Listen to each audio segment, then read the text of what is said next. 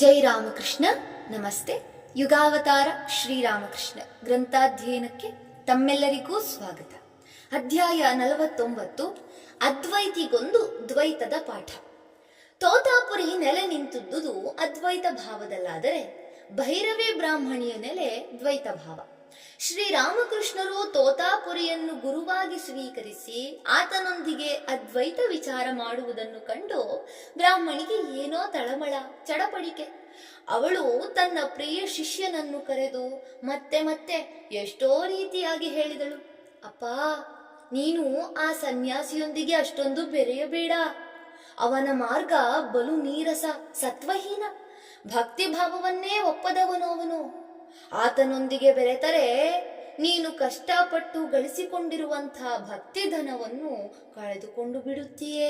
ನನ್ನ ಮಾತು ಕೇಳು ಎಂದು. ಆದರೆ ಶ್ರೀರಾಮಕೃಷ್ಣರು ಆಕೆಯ ಮಾತು ಕೇಳಿ ಮುಗುಳ್ನಕ್ಕರು ಅಷ್ಟೇ. ತಮ್ಮಷ್ಟಕ್ಕೆ ತಾವು ತಮ್ಮ ಆಂತರ್ಯದ ನಿರ್ದೇಶನದಂತೆ ಮುನ್ನಡೆದರು. ಬ್ರಾಹ್ಮಣಿ ತಮ್ಮ ಗುರುವೇ ಆದರೂ ಅವಳ ಇತಿಮಿತಿಗಳೇನು ಎಂಬುದನ್ನವರು ಚೆನ್ನಾಗಿ ಬಲ್ಲರು. ಅಲ್ಲದೆ ತಮ್ಮ ಕುರಿತಾದ ಮೋಹ ಮತ್ತು ಕೆಲಮಟ್ಟಿನ ಅಸೂಯೆ ಇವುಗಳಿಂದಾಗಿಯೇ ಅವಳು ತಮ್ಮನ್ನು ರಕ್ಷಿಸಲು ಹೊರಟಿರುವುದು ಎನ್ನುವುದನ್ನು ಸ್ಫುಟವಾಗಿ ಕಾಣುತ್ತಿದ್ದರು. ಆದರೂ ಇದೊಂದು ಆಶ್ಚರ್ಯವಲ್ಲವೇ? ಶ್ರೀರಾಮಕೃಷ್ಣರು ಸಾಕ್ಷಾತ್ ಅವತಾರ ಪುರುಷರು, ತಮ್ಮ ಇಷ್ಟದೈವ ಎಂದು ದೃಢವಾಗಿ ನಂಬಿದ್ದ ಭೈರವಿ ಅವರಿಗೆ ಬುದ್ಧಿ ಹೇಳಲು ಹೊರಟಿದ್ದು. ಭಕ್ತಿಯನ್ನು ಕಳೆದುಕೊಂಡು ಶುಷ್ಕನಾಗುತ್ತೀಯೇ ಎಂದು ಎಚ್ಚರಿಸಿದ್ದು ವಿಚಿತ್ರವಲ್ಲವೇ? ಹೌದು, ಕೆಲ ಮಟ್ಟಿಗೆ ವಿಚಿತ್ರವಾಗಿಯೇ ತೋರುತ್ತದೆ. ಆದರೆ ಮೋಹವೆಂಬುದೊಂದಿದೆಯಲ್ಲ.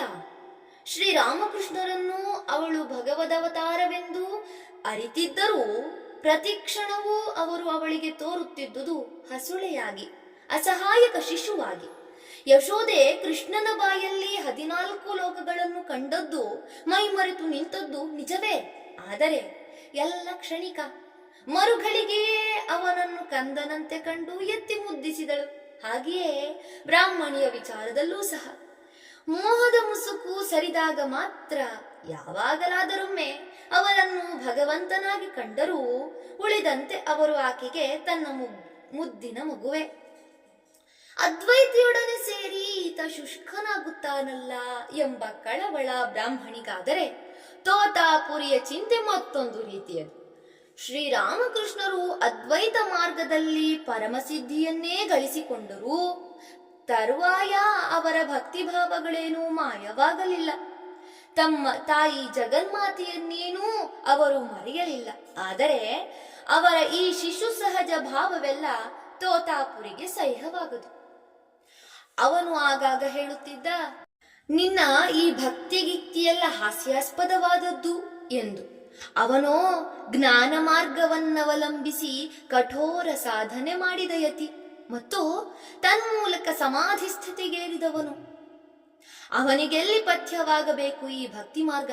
ಭಗವದ್ಭಕ್ತಿಯು ತೀವ್ರವಾದಂತೆಲ್ಲ ಅದು ಕ್ರಮೇಣ ಸಾಧಕನ ಸಂಸಾರಾಸಕ್ತಿಯನ್ನು ಇಂಗಿಸುತ್ತದೆ, ಸ್ವಾರ್ಥವನ್ನು ಕಳೆಯಲು ಕಲಿಸುತ್ತದೆ, ಕೊನೆಗೆ ಭಗವತ್ ಸಾಕ್ಷಾತ್ಕಾರವನ್ನೇ ಕೊಡಿಸುತ್ತದೆ. ಪ್ರಾಮಾಣಿಕ ಸಾಧಕನ ಭಕ್ತಿಯು ಅವನನ್ನು ಕ್ರಮೇಣ ಬ್ರಹ್ಮಜ್ಞಾನವನ್ನು ಹೊಂದಲು ಸಮರ್ಥನನ್ನಾಗಿಸುತ್ತದೆ. ಆದ್ದರಿಂದ ಅಂತಹ ಪರಮ ಸಿದ್ಧಿಗೆ ಸಾಧನಗಳಾದ ಪೂಜೆ, ಕೀರ್ತನೆ, ಭಜನೆಗಳನ್ನೆಲ್ಲ ಎಂದಿಗೂ ಕಡೆಗಣಿಸುವಂತಿಲ್ಲ. ಆದರೆ ಇದು ತೋತಾಪುರಿಗೆ ತಿಳಿದಿಲ್ಲ. ಸದಾ ಜ್ಞಾನ ಮಾರ್ಗದಲ್ಲೇ ಮನಸ್ಸನ್ನು ಹರಿಯಿಸಿದ ಅವನಿಗೆ ವ್ಯಾಕುಲ ಪ್ರೇಮದಿಂದ ಕೂಡಿದ ಭಕ್ತಿ ಮಾರ್ಗವೂ ಕೂಡ ಸಾಧಕನನ್ನು ಅಷ್ಟೇ ವೇಗವಾಗಿ ಭಗವಂತನೆಡೆಗೆ ಕರೆದೊಯ್ಯಬಲ್ಲದೆಂದು ಹೊಳೆದಿರಲಿಲ್ಲ. ಆದ್ದರಿಂದ ಅವನು ಭಕ್ತಿಯುತವಾದ ಕೀರ್ತನೆ, ಭಜನೆಗಳನ್ನೆಲ್ಲ ಕೇವಲ ಅಸಂಬದ್ಧ ಪ್ರಲಾಪವೆಂದು ಮೂದಲಿಸುತ್ತಿದ್ದ. ಈ ವಿಷಯದಲ್ಲಿ ಅವನಿಗೂ ಶ್ರೀರಾಮಕೃಷ್ಣರಿಗೂ ಆಗಾಗ ವಾಗ್ವಾದ ನಡೆಯುವುದಿತ್ತು.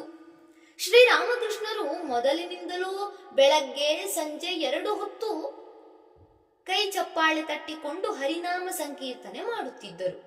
ಹರಿಬೋಲ್ ಹರಿಬೋಲ್ ಎನ್ನುತ್ತಲೋ, ಹರಿಯನ್ನ ಪ್ರಾಣ ಗೋವಿಂದನೆನ್ನ ಜೀವನ ಎನ್ನುತ್ತಲೋ, ಹರಿಗುರು ಹರಿಗುರು ಎನ್ನುತ್ತಲೋ, ಮನಸ್ಸು ಕೃಷ್ಣ, ಪ್ರಾಣವೂ ಕೃಷ್ಣ, ಜ್ಞಾನವೂ ಕೃಷ್ಣ, ಧ್ಯಾನವೂ ಕೃಷ್ಣ, ಬೋಧೆಯೂ ಕೃಷ್ಣ, ಬುದ್ಧಿಯೂ ಕೃಷ್ಣ, ಜಗತ್ತು ನೀನೇ ಆಗಿದ್ದೀಯೆ, ಜಗತ್ತು ನಿನ್ನಲ್ಲಿದೆ, ನಾನು ಯಂತ್ರ ನೀನದರ ಚಾಲಕ ಎನ್ನುತ್ತಲೋ ಗಟ್ಟಿಯಾಗಿ ಉಚ್ಚರಿಸುತ್ತಾ ಕುಣಿದಾಡುತ್ತಿದ್ದರು. ವೇದಾಂತ ಸಾಧನೆಗೈದು ನಿರ್ವಿಕಲ್ಪ ಸಮಾಧಿಯನ್ನು ಹೊಂದಿದ ಮೇಲೂ ಅವರು ಹೀಗೆ ಭಜನೆ ಮಾಡುವುದನ್ನು ಮಾತ್ರ ಬಿಟ್ಟವರಲ್ಲ. ಒಂದು ದಿನ ಅಪರಾಹ್ನ ಪಂಚವಟಿಯ ಅಡಿಯಲ್ಲಿ ತೋತಾಪುರಿ ಅವರೊಂದಿಗೆ ಧರ್ಮ ವಿಷಯವಾಗಿ ಮಾತುಕತೆ ಆಡುತ್ತಾ ಕುಳಿತಿದ್ದ. ಹಾಗೆಯೇ ಸಂಜೆಯಾಯಿತು. ಆಗ ಶ್ರೀರಾಮಕೃಷ್ಣರು ಮಾತುಕತೆಯನ್ನು ಅಲ್ಲಿಗೆ ನಿಲ್ಲಿಸಿ ಕೈ ಚಪ್ಪಾಳೆ ತಟ್ಟುತ್ತಾ ಹರಿನಾಮ ಸಂಕೀರ್ತನೆಗೆ ತೊಡಗಿಯೇ ಬಿಟ್ಟರು. ಅದನ್ನು ಕಂಡು ತೋತಾಪುರಿಗೆ ಆಶ್ಚರ್ಯವೋ ಆಶ್ಚರ್ಯ. ಎಲ್ಲಾ, ಇವನು ವೇದಾಂತ ಸಾಧನೆಗೆ ಸಂಪೂರ್ಣ ಸಮರ್ಥನಾಗಿದ್ದು ಕೇವಲ ಒಂದೇ ದಿನದಲ್ಲೇ ನಿರ್ವಿಕಲ್ಪ ಸಮಾಧಿಯನ್ನೂ ಪಡೆದವನು. ಇಂತಹ ಇವನು ಈ ಬಗೆಯ ಅನುಷ್ಠಾನಗಳನ್ನೆಲ್ಲ ಮಾಡುವುದೇತಕ್ಕೆ ಎಂದುಕೊಳ್ಳುತ್ತಾ ಶ್ರೀರಾಮಕೃಷ್ಣರನ್ನು ಗೇಲಿ ಮಾಡಿದ. ಏನಯ್ಯ, ರೊಟ್ಟಿ ತಟ್ಟುತ್ತಿದ್ದೀಯಾ? ಅರೇ ಕ್ಯಾ ತುಮ್ ರೋಟಿ ಠೋಕ್ತೆ ಹೋ? ಶ್ರೀರಾಮಕೃಷ್ಣರು ನಗು ನಗುತ್ತಾ ಹೇಳಿದರು. ಆಹಾ, ಒಳ್ಳೆ ಮನುಷ್ಯರು ನೀವು. ನಾನು ಚಪ್ಪಾಳೆ ತಟ್ಟಿಕೊಂಡು ಹರಿಭಜನೆ ಮಾಡುತ್ತಿದ್ದರೆ ನೀವು ರೊಟ್ಟಿ ತಟ್ಟುತ್ತಿದ್ದೀಯಾ ಎಂದು ಕೇಳುವಿರಲ್ಲ. ಅವರು ಸರಳ ಬಾಲಕನಂತೆ ಉತ್ತರ ಕೊಟ್ಟ ಕ್ರಮವನ್ನು ನೋಡಿ ನ್ಯಾಂಟ ಮನಸಾರೆ ನಕ್ಕ. ಆದರೆ ಆಮೇಲೆ ಅವನಿಗನ್ನಿಸಿತು, ಇವನು ಹೀಗೆ ಆನಂದದಿಂದ ಭಜನೆ ಮಾಡುವುದರ ಹಿನ್ನೆಲೆಯಲ್ಲಿ ನಿಜಕ್ಕೂ ಏನೋ ಅರ್ಥವಿರಬೇಕು. ಆದರೆ ನನಗೆ ಅದೆಲ್ಲ ರುಚಿಸದಿರುವುದರಿಂದ ಅದರ ಮಹತ್ವ ನನಗೆ ಅರಿವಾಗದೆ ಹೋಗಿರಬಹುದು. ಇರಲಿ, ನಾನು ನನಗೆ ತಿಳಿಯದ ವಿಷಯದ ಮೇಲೆ ಟೀಕೆ ಮಾಡುವುದು ಒಳ್ಳೆಯದಲ್ಲ. ಇನ್ನೊಂದು ದಿನ ಸಂಜೆ ಸರಿದು ಕತ್ತಲಾಗುತ್ತಿತ್ತು. ತೋತಾಪುರಿ ಧ್ವನಿಯನ್ನು ಪ್ರಜ್ವಲಗೊಳಿಸುತ್ತಿದ್ದ. ಶ್ರೀರಾಮಕೃಷ್ಣರು ಬಳಿಯಲ್ಲೇ ಕುಳಿತಿದ್ದರು. ಪರಬ್ರಹ್ಮದ ಕುರಿತಾದ ಮಾತುಕತೆ ನಡೆಯುತ್ತಿತ್ತು. ವಿಷಯ ಅತ್ಯಂತ ಗಹನವಾದದ್ದು ಹಾಗೂ ಉನ್ನತ ಮಟ್ಟದ್ದು. ಮಾತನಾಡುತ್ತಾ ಆಡುತ್ತಾ ಇಬ್ಬರ ಮನಸ್ಸು ಅತ್ಯುನ್ನತ ಸ್ತರಕ್ಕೇರಿತು. ಇಬ್ಬರೂ ಬ್ರಹ್ಮಾನಂದಮತ್ತರಾಗಿರುವಂತೆ ತೋರಿತು. ಅವರ ಮುಂದೆ ಧ್ವನಿಯ ಅಗ್ನಿ ಧಗಧಗಿಸುವುದನ್ನು ಕಂಡರೆ ಅದು ಆ ಋಷಿಗಳೀರ್ವರ ಆತ್ಮದಲ್ಲಿ ತಾನೂ ತಾದಾತ್ಮ್ಯ ಹೊಂದಿ ಆನಂದದಿಂದ ತನ್ನ ನೂರಾರು ನಾಲಿಗೆಗಳನ್ನು ಚಾಚಿ ನಗುತ್ತಿರುವಂತೆ ಭಾಸವಾಗುತ್ತಿತ್ತು. ಆ ವೇಳೆಗೆ ಅಲ್ಲಿಗೊಬ್ಬ ತೋಟದಾಳು ಬಂದ. ಅವನಿಗೆ ತನ್ನ ಗುಡುಗುಡಿಯನ್ನು ಹೊತ್ತಿಸಿಕೊಳ್ಳಲು ಬೆಂಕಿ ಬೇಕಾಗಿತ್ತು.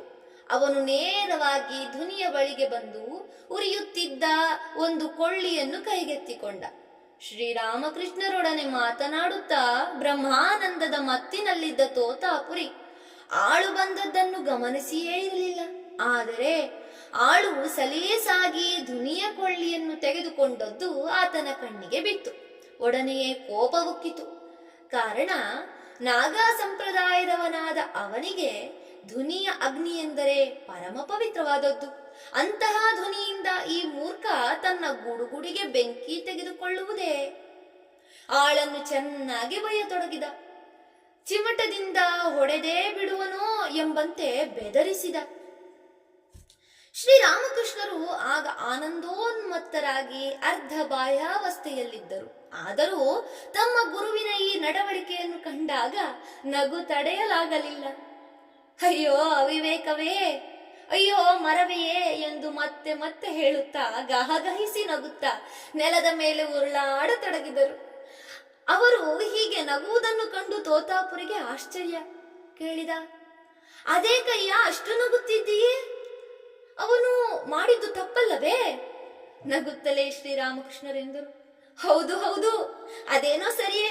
ಆದರೆ ಅದರ ಜೊತೆಯಲ್ಲೇ ನಿಮ್ಮ ಬ್ರಹ್ಮಜ್ಞಾನದ ಆಳವನ್ನು ಕಂಡೆ.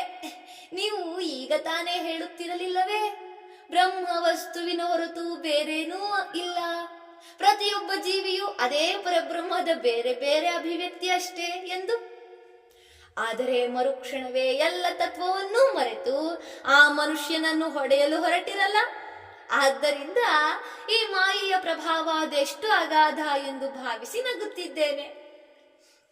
ಈ ಮಾತನ್ನು ಕೇಳಿದೊಡನೆ ತೋತಾಪುರಿ ಗಂಭೀರವಾಗಿ ಸ್ವಲ್ಪ ಹೊತ್ತು ಮೌನ ತಾಳಿ ಕುಳಿತು ಬಿಟ್ಟ. ಆಲೋಚಿಸಿ ನೋಡಿದಾಗ ಅವನಿಗೆ ತನ್ನಿಂದಾದ ಅವಿವೇಕ ಅರಿವಿಗೆ ಬಂತು. ತನ್ನ ತಪ್ಪನ್ನು ಒಪ್ಪಿಕೊಳ್ಳುತ್ತಾ ಹೇಳಿದ, ನೀನು ಹೇಳಿದ್ದು ನಿಜ. ಈ ಹಾಳು ಕೋಪದಿಂದಾಗಿ ಎಲ್ಲವನ್ನೂ ಮರೆತೇ ಬಿಟ್ಟಿದ್ದೆ. ಈ ಕೋಪ ಬಹಳ ಕೆಟ್ಟದ್ದು.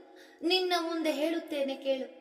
ಇನ್ನು ಮುಂದೆ ನಾನು ಯಾವ ಕಾರಣಕ್ಕಾಗಿಯೂ ಕೋಪ ಮಾಡಿಕೊಳ್ಳುವುದಿಲ್ಲ. ಈ ಕ್ಷಣದಿಂದಲೇ ಕೋಪವನ್ನು ಬಿಟ್ಟೆ. ನಿಜಕ್ಕೂ ಅಂದಿನಿಂದ ಅವನು ಕೋಪಗೊಂಡದ್ದನ್ನು ಕಂಡವರಿಲ್ಲ. ಶ್ರೀರಾಮಕೃಷ್ಣರು ಮುಂದೆ ತಮ್ಮ ಶಿಷ್ಯನೊಬ್ಬನೊಡನೆ ಈ ಮಾಯೆಯ ಆಟ ಕುರಿತು ತುಂಬಾ ಸ್ವಾರಸ್ಯವಾಗಿ ಹೀಗೆ ಹೇಳುತ್ತಾರೆ. ಪಂಚಭೂತಗಳ ಪಾಶಕ್ಕೆ ಸಿಕ್ಕಿ ಬ್ರಹ್ಮವೂ ನರಳುತ್ತದೆ ಎಂದು ಒಂದು ಮಾತಿದೆ.